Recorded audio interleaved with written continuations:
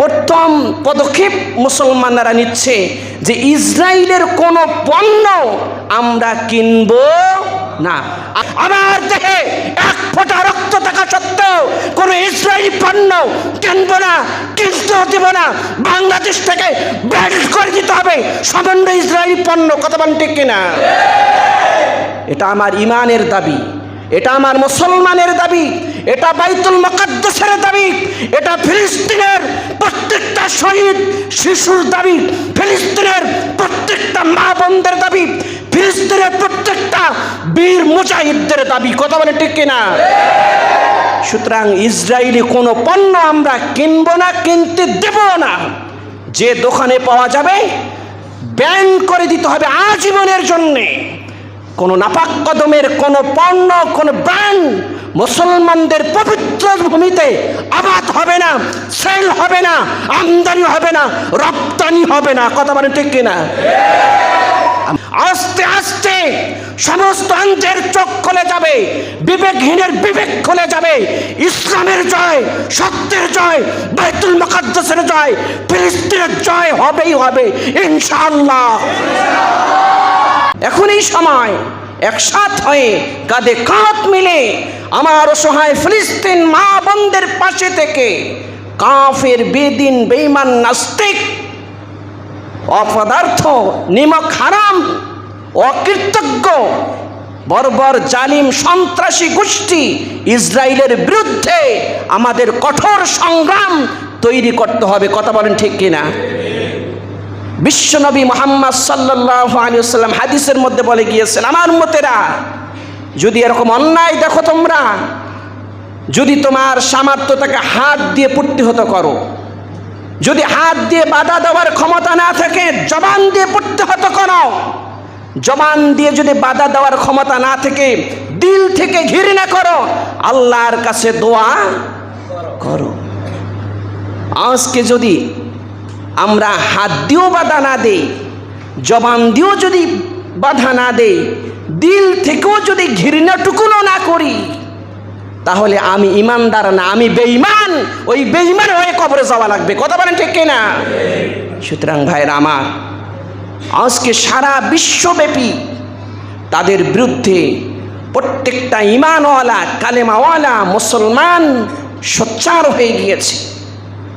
যারা যেভাবে পারছে তাদের বিরুদ্ধে লড়াই করছে। প্রথম পদক্ষেপ মুসলমানরা নিচ্ছে যে ইসরায়েলের কোনো পণ্য আমরা কিনব না, আর কোনো দোকানে বেচতেও দেব না। আমার টাকা দিয়ে তারা অস্ত্র কিনে আমাকে গুলি করবে। কথা বলেন না কেন?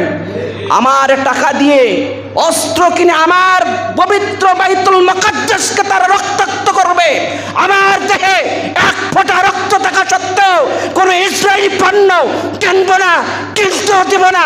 বাংলাদেশ থেকে ব্যান করে দিতে হবে সামান্য ইসরায়েলি পণ্য। কথা বলেন ঠিক কিনা?